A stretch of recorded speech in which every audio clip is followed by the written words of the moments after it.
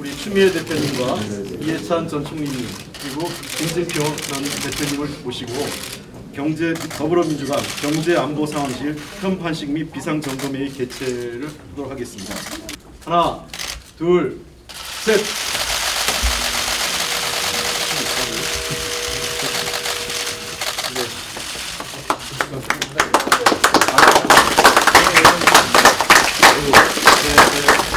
경제점검회의를 시작하겠습니다. 박근혜 정부 들어서 먹고 사는 것과 관련된 모든 지표가 악화되고 있습니다. 성장률은 4년 연속 세계 평균을 밑돌고 일자리가 사라지고 특히 청년 일자리 문제는 더욱 심각해지고 있습니다. 조선산업, 해운산업, 정부의 무능과 무책임으로 공중분해, 대리나 소류 중입니다. 이런 상황에서 정부는 문제 해결은커녕 이제 보니 문제의 원인 제공자였습니다. 박근혜 정부 4년 창조 경제는 순실 부역 경제였음이 드러났습니다. 창조 경제라는 포장지를 씌워서 재벌로부터 돈을 뜯어내고 세순실 일가를 엄청나게 숨기게 한 그런 구조였습니다. 서민들에게는 빚내서 집 사라 하고 가계부채만 급등시켜 놓은 것도 이 정부입니다. 국민은 밤늦게까지 일해서 꼬박꼬박 세금 낸 줄 알았더니 결국은 부채를 낸 거였다 하는 판단을 하고 있습니다. 이를 알고 대한민국 국민 했나 자괴감이 든다고 합니다. 경제를 위기로 내몬 대통령에게 국가 경제를 맡길 수 없다는 것이 국민의 뜻입니다. 대한민국 국가 중심을 잃고 표류하지 않도록 이상한 각오가 필요합니다. 더불어민주당은 민생을 꼼꼼히 챙겨서 수권 정당의 모습을 보여드리겠습니다. 부동산 대책, 가계부채 문제, 청년 일자리 해법 이런 민생 위기를 극복할 수 있는 방안을 내놓고 경제와 안보 상황을 수시로 챙기면서 국민 불안을 덜어드리는 막중한 역할을 해내겠습니다. 감사합니다. 대한민국은 지금 가계부채, 일자리 대란, 부동산 거품, 구조조정 지연 등 경제 불안과 국회 기여로 인한 안보 불안 등 경제와 안보의 이중위기에 처해 있습니다. 민주공화국 헌법 정신을 유린하여 권위와 권능을 상실한 대통령, 피의자로 전락한 대통령이 아무것도 할 수 없는 상황에서 민주당이 원내 제1당으로서 경제와 안보를 꼼꼼하게 챙겨 대안을 제시함으로써 불안에 떨고 있는 국민을 안심시키는 일이 시급하다고 생각합니다. 그래서 오늘 비상경제 점검회의를 개최하고 경제안보상황실 현판식을 한 것도 박근혜 최순실 게이트로 인한 국정공백의 장기화 속에서 표류하는 민생경제를 챙겨서 수권 정당으로서 국가와 국민에 대한 무한 책임을 지겠다는 약속입니다. 오늘 미국 대통령 선거 결과도 우리 경제에 큰 영향을 줄 전망입니다. 우리나라 최대 수출 대상국인 중국이 이미 뉴노멀 시대에 국내 투자를 조정함에 따라서 대중국 수출이 급격히 줄어들고 있는 상황에서 누가 미국의 신임 대통령이 되든 보호무역주의의 장벽이 높아지고 금리도 인상될 것으로 예상되는 만큼 대미 수출과 국내 금융시장에 부정적인 충격파가 미치지 않을까 걱정입니다. 지난 보수 정권 9년 동안 수출 대기업 위주의 지원 정책은 이른바 낙수 효과가 전혀 없었습니다. 경제 체질 강화 없이 부동산 수기라고 하는 인공호흡기에만 의존해서 연명하다 보니 성장률은 2%대 이하로 추락하고 우리 경제의 버팀목이던 조선, 철강, 전기, 전자 등에서 좀비 기업만 양산하고 있습니다. 여기서 좀비 기업이라고 하는 것은 3년 연속 이자 보상 배율이 1배 미만인, 즉 영업이익으로 금융이자 비용도 갚지 못해서 계속 영업을 하면 할수록 부채가 더 늘어나는 이런 구조의 기업을 좀비 기업이라고 합니다. 빚내서 집사라 초이노믹스로 대변되는 부동산 경기 부양책에만 의존한 결과 2000년에서 2014년 경제성장에서 건설 투자가 차지하는 기여율이 성장 기여율이 평균 5.3%였습니다. 그런데 올해 2분기에는 그게 무려 51.5%, 3분기에는 66.7%까지 치닫고 있습니다.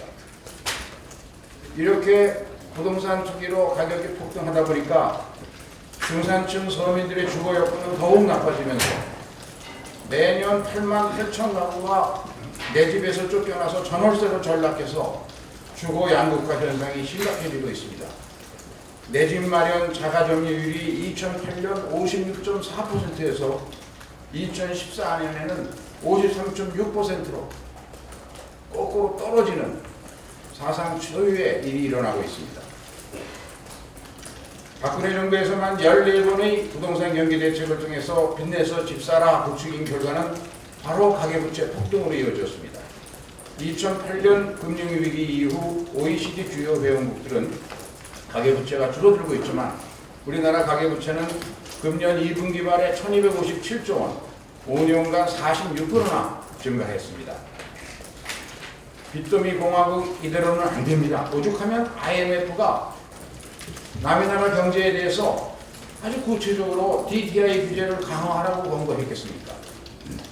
지난 8월 IMF는 DTI 규제 한도가 60%로 주변국에 비해 높은 수준이기 때문에 점진적으로 30에서 50% 수준까지는 끌어내려야 한다고 대출 규제를 강하게 권고하고 있는데 이 정부는 그러다가 경제 완전히 무너질까 겁이 난다고 이러지도 저러지도 우왕좌왕하고 있는 상황입니다.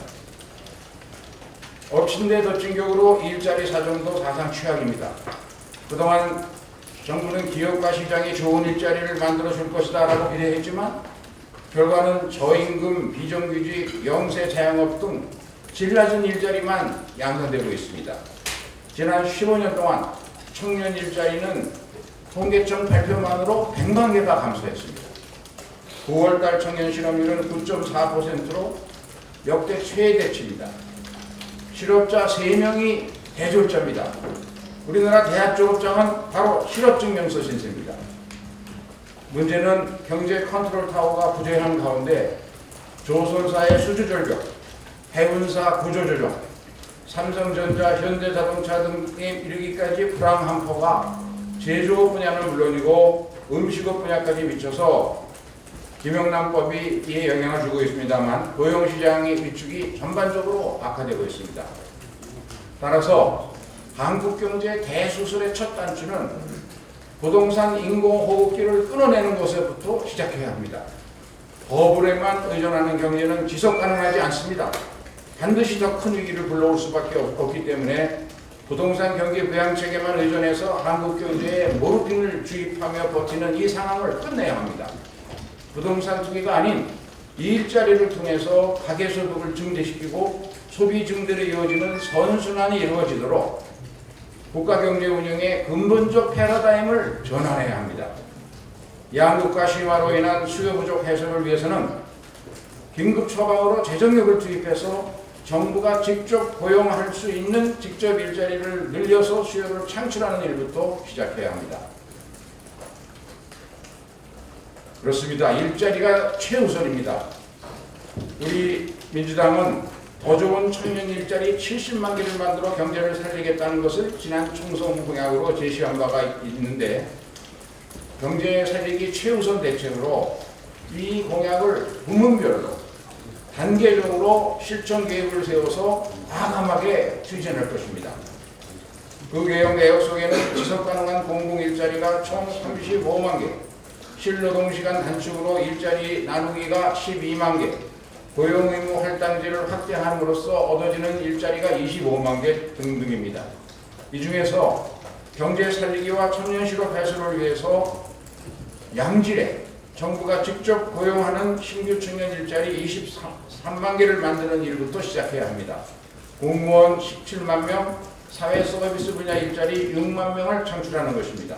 그 첫 단계로 내년도 예산, 지금 심의 중에 있습니다만 경찰, 군 도사관, 교사, 소방, 사회복지사, 어린이집과 유치원의 아이돌봉 교사 등 국민 필수 공공서비스 분야를 중심으로 청년 일자리 5만 개를 창출하는 것을 예산에 반영할 것이고 연봉 250만 원을 주는 것을 평균으로 한다면 여기에 들어가는 예산은 모두 1조 2,500억이 되겠습니다. 현재 우리나라의 일자리 창출 관련 정부 지출의 비중은 GDP 대비 0.61%인데 이것은 독일, 프랑스 등 주요 나라에 비해서 30% 수준밖에 안 되는 정도입니다.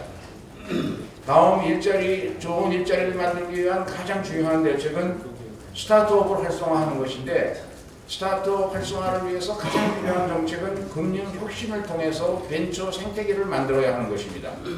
이 스타트업 활성화는 미국과 영국에서 각각 실업률을 미국에서는 6.9%에서 4.9%로 7년 만에 실업률을 대폭 인하해서 미국 경제를 살리는데 결정적인 역할을 했었습니다. 영국도 마찬가지입니다. 그런데 박근혜 정부는 기업들 손목을 비틀어서 전국 17개 도시별로 쪼개어 만든 창조경제혁신센터 이거를 통해서 스타트업을 활성화한다고 하고 있습니다만 이것은 별 효과가 나타날 수가 없습니다. 재벌 대기업들이 나눠먹기식으로 접근하는 이런 정책은 실효성이 크게 떨어집니다. 왜냐하면 스타트업 활성화는 세계적으로 초첨단 1등, 2등 하는 기업을 만들어내는 것인데 전국 17개 도시에 이렇게 흩어놓게 되면 1등, 2등이 우리나라에서 나올 수가 없습니다. 이것을 4개 내지 5개, 많아도 5개 정도의 권역별로 나누어 육성함으로써 지식과 기술의 융합을 위한 직접 효과를 높여야 할 것이고 재벌들의 오랜 기술 탈취 관행을 막을 수 있는 제도 개선의 선행이 필요합니다. 기술이 우리나라에서는 금융이 문턱이 높고 담보 위주 금융으로 인해서 기술이 돈을 쫓아다니고 있습니다만은 미국이나 중국처럼 돈이 기술을 쫓아오도록 금융 혁신을 통해서 벤처 기술 금융을 활성화하는 일이 가장 시급합니다. 그리고 새로운 성장 동력 확충과 성장 잠재력 제고를 위해서는 실패해도 다시 재개할 수 있는 스타트업 생태계를 구축해야 하고 이것은 금융혁신 통해서 청년 창업 벨트, 데스밸리 극복 자금, 민간 투자 기술 창업, 팁스입니다. 이거의 지원을 확대하는 한편 제도적으로는 성실하게 운영하다가 실패해도 재도전이 가능하도록 하는 기반을 마련하고 지적재산권의 보호를 강화하고 특히 스타트업 M&A와 IPO를 활성화함으로써 제각받고 창의적인 기술과 경영 노하우를 현금화해 줄 수 있는 그런 시장 제도가 필요합니다. 그 밖에 부동산 정책과 산업구조조정 정책에 대해서는 윤호중 정책위의장이 구체적으로 말씀드리겠습니다. 실제로 최근에 와 굉장히 걱정이 많습니다. 제가 얼마 전에 대기업 간부들하고 만나보니까 우리나라에서 제일 잘 나가던 데가 울산, 부산, 창원, 거제 그쪽이 우리나라 산업 중에서도 제일 활성화되어 있고 가장 중요한 지역인데 현재는 그 지역이 제일 어려운 지역이 되어있습니다. 제일 구조조정을 많이 해야 되고 경기가 아주 침체됩니다. 조선산업 또 자동차 이런 모든 부분들이 그쪽에 많고 또 해운산업 그런 것들인데 그쪽이 제일 어려워가지고 굉장히 뒤숭숭하다는 얘기를 많이 듣고 있습니다. 원룸이 그렇게 많이 비기 시작했다고요. 그래서 아주 심각한 상황이라는 얘기를 많이 들었습니다. 아마 이 상황이 가면은 지금 최순실 사태뿐만이 아니고 그런 민생경제 자체에 의해서도 국민들의 불안이 굉장히 커져갈 그런 가능성이 아주 높습니다. 아까 가계부채도 말씀하셨지만 이미 가계부채가 1250조를 넘었기 때문에 거의 터지기 직전까지 지금 가 있는 상황입니다. 특히 이제 미국 대통령 선거가 끝나고 나면 연방금리가 인상될 가능성이 높은데 그렇게 높게 되면 이제 우리나라 금리도 또 올라가게 되면 이제 이 가계부채 상환 문제와 이자가 증가되기 때문에 거기서 지난번 미국의 금융 사태 같은 것이 생겨나는 겁니다. 미국의 금융사태가 생겨나서 아마 집을 날린 사람들이 수십만 가구 될 겁니다. 이게 전부 나중에는 그걸 사들인 그 펀드라든가 은행 쪽에서 그걸 사들였는데 지금은 그 팔 때보다 2배 반 가까이 올라갔어요. 30만 불짜리를 거저 뺏겼는데 그게 지금은 한 60만 불까지 올라갔습니다. 우리도 이제 똑같이 그런 사태가 발생할 가능성이 아주 높습니다. 그래서 그 LTV, DTI 같은 거를 함부로 풀면 안 되는데 지난번 최경환 부총리 때 그걸 과감하게 푸는 바람에 확 올라가 버렸거든요.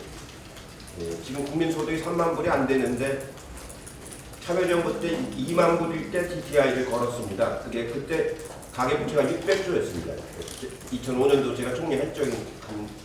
그것도 위험하다고 해서 2만 불에 600조인데 그때 위험하다고 해서 걸었는데 지금은 소득은 50%가 안 늘어났는데 가계부채는 100% 이상 늘어났단 말이죠. 그러니까 얼마나 더 위험한 지경까지 간 겁니까? 그래서 굉장히 위험한 상황이라서 당에서도 각별하게 그 비상대책으로 경제를 잘 챙겨야만이 내년을 넘길 수 있겠다 이런 말씀을 드리고 싶고요. 또 하나 중요한 거는 우리나라 정상 외교가 지금 실종이 된 겁니다. 대통령은 움직일 수 없게 돼 있고 총리는 이미 지정을 해놔가지고 현 총리는 나간 총리로 이미 규정이 돼 있고 새 총리는 아직 그 국회 청문 절차도 밟지도 못하는 상태에 있고 이렇게 해서 완전 정상 외교가 지금 실종된 상태에 있어서 앞으로 이제 여러 가지 중요한 국제 회의들이 있는데 이 회의를 어떻게 헤쳐나갈지 아주 걱정이 많이 됩니다. 특히 내일 11시경이면 이제 미국 대통령이 거의 윤곽이 드러날 텐데 그렇게 되면 이제 그 한미 동맹 차원에서 해도 축하 전화도 하고 정상 간에 이제 통화도 좀 해야 되는데 저쪽은 처음 출발하는 대통령 당선자하고 여기는 지금 쫓겨날 처지에 있는 당선자가 진정한 대화가 될 수가 있겠습니까? 이런 아주 경제적으로도 어렵고 외교 국방으로도 굉장히 어려운 그런 비상사태라고 생각이 됩니다. 정말 국가 비상사태라고 우리 스스로 인식을 하고 이 국면을 헤쳐나가야 된다고 생각을 합니다. 그러면서도 하나 우리가 좀 염려하는 것은 대통령의 심기가 저게 관리가 될 수 있을까 하는 걱정을 많이 합니다. 실제로 전직 대통령들 보면 말기에 어려움을 처하면서 거의 손을 놓거든요. 국가 업무에 대해서 거의 손을 놓게 되는데 그런 상황이 이렇게 표류하게 될 때 이 위기가 훨씬 더 증폭될 가능성이 있어서 가능한 우리도 대통령에 대해서 언급할 적에 표현은 좀 진중하게 이렇게 해나가는 것이 꼭 필요하겠다는 말씀을 드리면서 말씀을 마치겠습니다. 경륜 있으신 경제부총리, 국무총리를 역임하신 두 분께서 말씀을 종합적인 처방을 해주셔서 그 부분에 대해서 더 덧붙일 말씀은 거의 없습니다. 한 말씀만 더 드리면 이번 박근혜 최순실 게이트를 통해서 밝혀진 것처럼 근절됐으리라고 생각한 정경유착의 사례가 신정경유착으로 다시 살아났다라고 하는 것입니다. 과거의 정경유착은 독재 권력을 통해서 이루어졌지만 이번 정경유착은 소위 말해서 공익이라는 외피를 쓰고 공익법인을 통해서 이루어졌다라고 하는데 더욱더 충격이 아닐 수 없습니다. 또 나아가서 이 정경유착의 정도가 매우 깊고 또 국정 전반에 걸쳐서 폭넓게 이루어졌다라고 하는 점입니다. 이렇게 국정 전반에 걸쳐서 이루어지다 보니까 내년 예산에까지 손길을 뻗었고 다시 말하면 이 경제 위기로 어려워진 이 상황에 우리 경제를 위기에서 극복해야 할 국가 재정에까지 손을 뻗쳤다라고 하는 것입니다. 이 신정경유착 이것이야말로 우리가 반드시 청산해야 할 일이 아닌가라고 생각을 하고요. 또 무엇보다 지금 중요한 일이 조선, 해운, 또 철강, 자동차, 석유화학 등 우리나라의 중후장대 산업, 지금까지 한국 경제를 또 수출 경제를 이끌어온 이 중후장대 산업의 구조조정 문제입니다. 이 구조조정 문제 역시 이 새로운 관치금융 시스템으로 또다시 이 난항을 겪고 있습니다. 그야말로 이 기업을 좀비 기업화해가면서 연명시키는데 급급하고 있는 이런 것입니다. 구조조정이 시급했음에도 불구하고 지난 9년 동안 이 보수 정권은 구조조정의 제대로 된 해답을 내놓지 못했습니다. 오히려 과거 수출 주도형 고도 성장기에 사용했던 관치 금융을 다시 끌어들여서 이 대기업들을 연명시키는 데 동원했습니다. 그 결과는 결국 우리 경제에 더 큰 멍을 낳고 또 앞으로 경제를 회생시킬 수 있는 그 가능성을 줄여 나가는 것이었다 이렇게 생각합니다. 그래서 우리 이제 경제 안보 점검회의를 통해서 이런 모든 문제들을 다루어 나갈 것이고 또 경제 안보 상황실을 통해서 그 상황을 점검해 나감과 아울러서 이와 같이 우리 경제에 큰 암의 역할을 하고 있는 신정경유착 구조, 또 신관치금융 구조를 어떻게 하면 시스템으로 개혁할 것인가라고 하는 대안 역시 만들어 나가겠다는 말씀을 드립니다. 이상입니다. 한국 경제 리더십이 흔들린 지가 지금 여러 해가 되었습니다. 그런데 이번 박근혜 최순실 게이트는 그 경제 운영의 리더십에 있어서도 결정적인 타격을 주고 있습니다. 민주당이 책임 있는 그 야당으로서 경제를 잘 운영하기 위해서 노력한 지 또 여러 해가 되었습니다. 책임 있는 그리고 유능한 경제 정당으로서 우리 민주당은 이런 그 경제의 리더십 유실 사태에 좌시할 수가 없기 때문에 이번에 당대표께서 경제와 안보의 상황실을 운영하면서 그 국정 운영에 일정한 책임을 지시겠다는 결단을 내리시게 된 것입니다. 정부 여당은 이 경제와 안보 운영에 있어서 조금도 망설이지 말고 야당과의 협력에 참여하시기 바랍니다. 야당도 할 수 있는 모든 노력을 다해서 흔들리는 그 나라를 바로잡도록 노력하겠고 또 민주정책연구원과 우리 정책위원회가 합동으로 최선의 노력을 다해서 상황실 운영을 해서 당의 활동을 뒷받침하도록 하겠습니다. 감사합니다.